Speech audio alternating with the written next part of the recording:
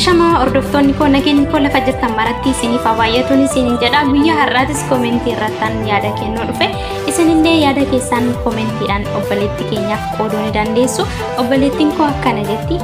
Lubbuu koo anii fi jaakoo wal jaalanna garuu faraqaa inaaffaa wajjin jiraachuu dadhabne maal wayyaa naaf deebisii adaraa jette. Egaa isheen waa'ee inaaffaa jecha akka jiruun fi jireenyi isaanii adda citeedha kan isheen himaa jirtu. Egaa jiruun fi jireenyi jaalala keessatti waliin jiraachuus ta'e waliif galuu yookiin waliin galuu irratti duraan dursa kamtu dursaa yoo jennee hubanne waliif galuudha. Sababni isaatis waliif namni galee waliin yoo galellee walin rakkisu waan ta'eef yookiin amalli isaa faallaa hin ta'u waan ta'eef. Egaa inaaffaan namootuma kam keessayyuu ni jira. Inni kun immoo jaalalleewwan gidduutti garmalee kan baay'atudha. Namoonni hedduunis yaada akkanaa kan kaasanidha. Yookiin isheen natti inaafti yookiin inni natti inaafa jedhanii jaalala keessatti kan kaasanidha. Namoonni tokko tokko immoo inaaffaan osoo isaan gidduu hin jiraatin haati manaa kiyya wanta nan jaalanneef natti inaaftu yookiin jaalalleen kiyya wanta nan jaalanneef natti inaaftu. Jaalalleen kiyya wanta nan jaalanneef natti inaafu jedhanii kan yaadanillee ni jiru jechuudha. Inaaffaan mallattoo jaalala ibsuu miti. Haa ta'u garuu mallattoo walitti dhufeenya yookiin hidhataa qaba malee inaaffaan garmalee darbee akkasumas ammoo jaalala keessatti dhiibbaa qabu kuni inaaffaa jaalalaati miti. Sababni isaatis nagaa wal dhoowwuun kana maaliif ta'e san maaliif ta'e jedhanii walitti inaafuun inni suni inaaffaa jaalala ibsuu miti jedhee tana fudhadha an akka kootti jechuudha. Maaliif jennaan jaalalli kan ergetti seenneen booda nama jaalannu namni nuti jaalannu immoo akkasuma namni sun kan nu jaalatu yoo ta'e jaalala jechuun boqonnaadha jechuudha. Boqonnaadha aara galfiidha malee jaalala keessatti kan walitti aaran miti. Anas irratti obboleettii kiyyaafis ta'e jaalalleewwaniin wanti jechuu barbaadu duraan dursa gaafa jaalala keessatti seentan sana durumaan dursa amala walii beekuun dirqama. Ati akka shamara takkaatitti jaalalleen kee yookiin abbaan manaa kee maal akka sirraa jibbu maal akka sirraa jaalatu amalli isaa maal akka ta'e sirriitti beekuudha qabda. Gara bultiitti osoo hin seenin dura gara jaalalaattis osoo hin seenin dura jaalala eegaluu keetiin dura jaalala san keessa osoo hin seenin durumaan dursa amala isaa beekuudha qabda. Erga beekteetti seente immoo amala isaa san seeraan kabajee faana jiraachuudha qabda. Sababni isaatis dura amala isaanii beekta waan ta'eef. Maal sirraa jibba? Wanta inni sirraa jibbu sana dhiisi. Sababni isaatis nama jaalatan jechuun kan inni jaalatu waliin jiraachuu jechuudha.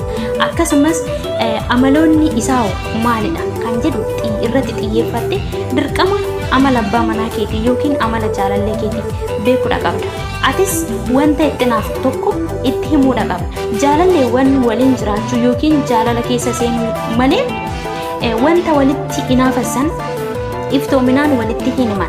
Rakkoon jaalalleewwan gidduu jiru isa kanadha. Sababni isaatis natti inaafti yookiin natti inaafa jedhanii kan dubbatan qofaadha. Garuu wanta walitti inaafan sana iftoominaan baasanii jaalalleewwan hedduu walitti hin himan.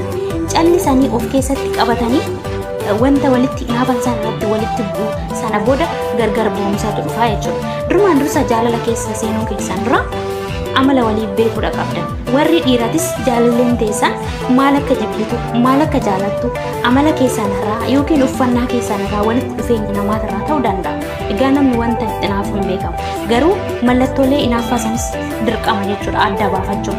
Maaliif jennaan jaalalleen kee wanta itti inaafte qofaaf wantoota si fayyadu yookiin wantoota ati jaalattu irratti kan inaaftu yookiin jiruuf jireenya kee kaayyoo kee keessatti kan inaaftu ta'e inni sunillee mallattoo jaalala ibsu miti waan ta'eef jaalala dhugaa keessatti garuu wanta jaalatan irratti wal utubu wanta jaalatan irraa wal daangeessuu yookiin kan isheen jaalattutti si fidu yookiin kan inni jaalatutti immoo dirqamaan si dirqisiisee akka ati jaalattu gochuu osoo hin taane wanta waliin jaalatan irratti kabaja irratti waliif laachuu fi wanta jaalatan san waliif jaalachuu jechuudha. Dirqama wanta jaalatan san walitti himu wanta jibbitan san immoo isin lamaanuu dhiisuu. Inni kun immoo kan danda'amu dirqiidhaan miti yookiin ammoo dhiibbadhaan miti. Amala keessan yookiin waliigaltee keessan lamaan. Inni biraan jaalala keessatti gaafa seentan egaa maallaqa fakkeenyaa fudhadhuuti jechuudha. Maallaqa yoo baankii keenya malee dhaqnee baafachuu hin dandeenyu. Jaalallis yoo aarsaa isaa hunda beekne malee jaalala keessatti aarsaa kamtu kaffalama yoo jenne malee jaalala san akkuma seenin keessaa ba'uudhaaf yaalla yoo ta'e inni sun sirrii miti. Akkasumas ammoo wanti itti lafaane tokko akka galman geenye beekamaadha. Yeroo hedduu akkuma wal baranii inaaffaa keessa jaalalleewwan galan hedduu isaaniitu jira. Amala walii osoo hin barin jechuudha. Inni kun immoo jaalala dhugaa kan ibsudha. Kanaaf jaalalleewwan gaafa jaalalatti seenuudhaaf kaatanii jaalala dhugaadhaaf wal barbaaddu yoo ta'e, bultiidhaaf wal barbaaddu yoo ta'e, dursaatii aarsaa jaalalaa hubadha. Akkuma maallaqa baankii keessan malee dhaqxanii baafachuu hin dandeenye jaalalli sunis aarsaan itti kaffalamu malee galma gahuu hin danda'u. Garuu duraan dursa aarsaan jaalalaa maalinni kan kaffalamu jedhaati adda baafadha. Isaan alammoo kanarratti kan hafe iftoominaan teechisaa walitti hima. Ati haadha manaa kee yookiin jaalallee kee wanta itti naaftu itti himi. Jaalallee koo yookiin haadha manaa koo ani wanta kana sirraa jedhiitii itti himi. Wanta jibbitu san haala dhiibbaa yookiin ammoo dirqiidhaan osoo hin taane haala afaan jaalalaatii fi maqaa jaalalaatiin akkasumas amala qabeessa ta'een haati manaa kee siif deemti. Atis abbaa manaa koo yookiin jaalallee koo wanta kana sirraa jibba. Ani wanta kana hin jaalladhu. Wanti kun jaalala keenya dhiiba. Wanti kun jaalala keenya irratti dhiibbaa fidaa jedheeti jaalallee keetti iftoominaan itti aansan yookiin ammoo garaa keessa wal dhoksitanii waliin adeemu kun jaalala miti. Inni sun tasumaayyuu jaalala miti. Wanta walitti inaaftan sana duraan dursaatii walitti hima. Jaalala keessatti yeroo hedduu kan dhiyaatu amma keessumaa jechuudha. Haati manaa koo naxxaatti, abbaan manaa koo naxxaaraa kan jedhanillee hedduu isaaniiti jechuudha. Koomentii keessaan dubbisee tanan jira. Walitti aaruu keessaan osoo hin taane sababni namni sun aaru maali jedhama. Isheen maaliif naxxaatti? Maalan ishee miti? Yookiin ammoo amalli ishee durumaan dursa gaafa nani baru amalumti ishee kuni isuma gaafa saniitii jettee of gaafachuudha qabna. Durumaan dursa gaafa ishee bartuu hin aarti taana wanti amma deebi'ee gaafis ta'uu hin jiru. Sababni isaatis durumaayyuu hin aarti yoo ta'e jechuudha. Garuu yeroo booda dhufe immoo yoo ta'e maal sirratti argite? Maal irratti argite? Anatu jaalala ishee hir'ise moo irraa fagaadhe moo jaalala keenya keessa maaltu seenee jettee of gaafachuudha qabna. Sanii ala immoo waliin dubbachuudha qabda. Jaalalli jaalala ta'ee utubamee kan deemuu danda'u dirqama waliin dubbachuudha. Yeroo hedduu na jaalata yookiin nan jaaladha jechuudhaan ala iftoominni hin jiru jaalalleewwan gidduu jechuudha.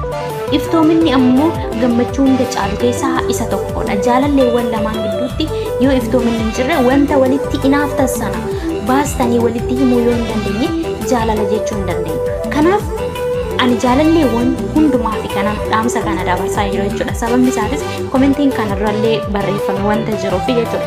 Kanaaf walitti inaafuu keessan dura wanta abbaan manaa keessatti inaafu wanta jaalalleen keessatti inaafu sana adda baafadhu. Sana booda jaalalleen kan kee hin inaafu erga ta'e immoo ati isa wanta sanarraa fagaadhu. Garuu kana yoon jedhu duras kaasitanan ture haala kaayyoo keetii haala jireenya keetii dhiibbaa kan sirraan geessisu yoo ta'e inni sun immoo jaalala dhugaa kan ibsu miti. Haa ta'uti garuu abbaan manaa kee jaalala qulqulluu akkasumas ammoo siif iftoomina qaba jaalala dhugaa siif qaba taanaan kan inni gidduu sanarraa fagaadhe. Atis haadha manaa kee akkasumatti itti himi wanta itti inaaftu sana booda walii galuu dandeessu. Inni kunis immoo maal fida yoo jettan iddoo kanatti wanti isin ibsu jaalalleewwan walitti himanillee ni jiran wanta walitti inaafasan. Isaan sun immoo rakkoon isaanii maali yoo jenne xiqquma gaafa walitti mufatan wanta gaafa jaalala keessa turanii walitti himan sana gaafa walitti bu'an sana itti waliin haasa'u jechuudha wanta sana gochuudha. Inni sunis sirrii miti. Jaalala keessatti walitti mufachuu waan ma jirudha. Egaa yeroo deemnu miilli keenyaa walitti bu'a miti nama miti jechuudha. Kanaaf walitti bu'uun wanta jiruuf erga walitti himtaniin booda deebitanii gaafa walitti butan ammoo wanta walitti himtan yookiin wanta walitti inaaftan san deebistanii walirratti hin raawwatina. Sababni isaatis garaan keessan walirraa fagaachaa deema. Jaalalli keessan illee booraa deema malee isin walitti deebiidhaaf miti. Garuu erga walitti mufattan immoo isin kan isin hojjechuu qabdan garaa itti walitti deebi'u akkasumas jaalala keessan iddootti deebisu qulqullummaa waliif qabaachuu amanamummaa waliif qabaachuu dhugaadhaan waliin jiraachutu gaariidha malee walitti mufanne jettanii wanta yeroo jaalala keessa jirtan kanattan inaafa jettanii walitti himtan san gaafa walitti buutan ittiin waliin inaafsisanaa jechuudha. Wanta akkasii sana walirratti hojjechuudhaan inni sun gaarii miti jaalala keessan booressa waan ta'eef jechuudha. Kanaaf jaalalleewwan akkas godhanis wanta jiraniif. Kanaaf iftoominaan haasa'uun jaalala keessaniif furmaata yookiin utubaa guddaa kan ta'uu danda'udha. Ani kanan isin deebisu waliigalatti isuma kanaadha. Viidiyoo kiyya kanarraa asuma irratti hanqolabaa viidiyoo kan biraatiin hanga walitti deebinutti nagaan naaf turaan isin jedha. Galatooma horaa bulaa.